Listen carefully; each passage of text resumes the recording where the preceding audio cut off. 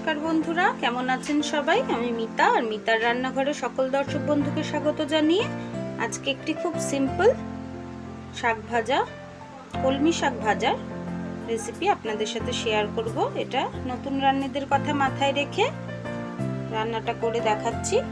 সঙ্গে থাকুন আর দেখে নিন এই শাক ভাজাটি আমি কি করে বানাচ্ছি।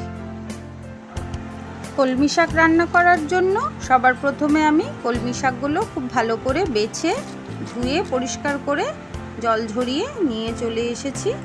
এবার আমি শাকগুলো কেটে নেব। আপনারা চাইলে শাক ছুরি দিয়েও কাটতে পারেন, তবে আমার কাছে মনে হয় পুঁটি দিয়ে কাটলে সুবিধা হয়। তো যেভাবে পারেন কেটে নেবেন, তবে অবশ্যই কিন্তু বর্ষার সময় শাকটা খুব ভালো করে ধুয়ে নিতে হবে। পোকা টোকা দেখে পরিষ্কার করে শাকটা ধুয়ে বেছে তবেই কিন্তু শাক রান্না করবেন।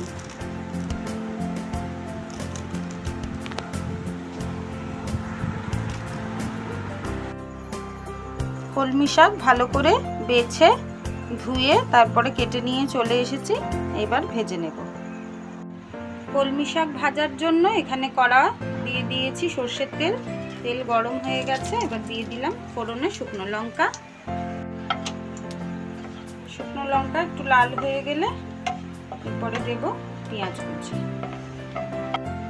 দিয়ে দিচ্ছি কুচনো পেঁয়াজ। এই রান্নাটা হয়তো আপনারা অনেকেই জানেন, খুবই সহজ একটি রান্না, কিন্তু এটা করা শুধু একমাত্র নতুন রান্নিদের জন্য, যারা নতুন রান্না করছেন এবং বাড়িতে কেউ নেই দেখিয়ে দেওয়ার মতো, তাদের জন্য এই রান্নাটি আজকে আমি করছি। দিয়ে দিচ্ছি 4-5 কোয়া গ্রেট করা রসুন কুচি। এবার পেঁয়াজ আর রসুন খুব ভালো করে লাল করে ভেজে নেব। কলমি শাক ভাজায় কিন্তু রসুনটা অবশ্যই দেবেন। কলমি শাক ভাজার সাথে রসুনের যে ঘ্রাণটা আসে সেটা কিন্তু খুবই ভালো লাগে। রসুন পেঁয়াজ একদম লাল লাল করে ভেজে নিয়েছি। এরপরে দিয়ে দেব 2টো চেরা কাঁচা লঙ্কা, দিয়ে দেব লবণ, হলুদ গুঁড়ো। লবণ হলুদ দিয়ে একটু নাড়াচাড়া করে এর মধ্যে দিয়ে দেব কেটে রাখা শাক। দিয়ে দিচ্ছি ধুয়ে কেটে রাখা কলমি শাক।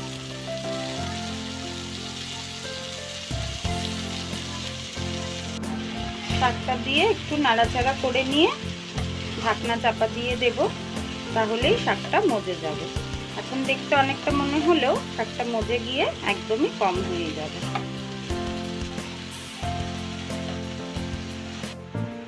ইদানিংকালে শাক বাছা কাটার ঝামেলার জন্য অনেকেই কিন্তু শাক রান্না করতে চান না বাড়িতে, তবে সপ্তাহে একদিন বা মাসে একবার হলেও কিন্তু অবশ্যই একবার বাড়িতে যে কোনো শাক রান্না করবেন। আর বাচ্চা বড় সবাইকে কিন্তু শাক খাওয়ার অভ্যাসটা রাখতে হবে। এটা শরীরের পক্ষেও ভালো আর অনেক উপকারী গুণও থাকে শাকের মধ্যে। তো চলুন, শাকটা মিশিয়ে নিয়েছি খুব ভালো করে। এরপরে ঢাকনা চাপা দিয়ে 2 মিনিট রেখে দিলেই আরও মজে যাবে আর শাকের জল বেরিয়ে শাকটা সেদ্ধ হয়ে যাবে।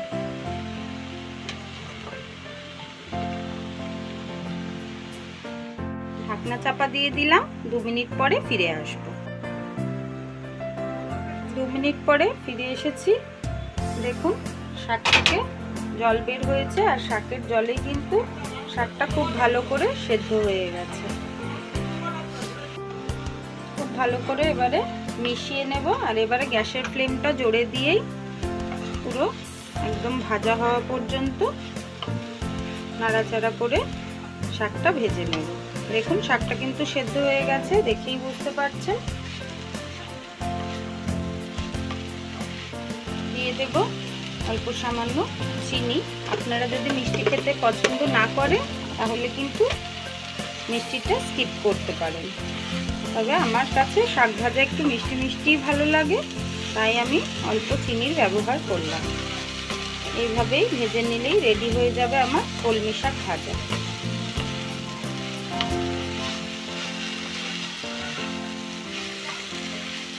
ব্যাস আরও বেশ কিছুক্ষণ প্রায় 5-7 মিনিট সময় ধরে শাকটা নাড়াচাড়া করে হাই ফ্লেমে ভেজে নিয়েছি। রেডি হয়ে গেছে আমার কলমি শাক ভাজা।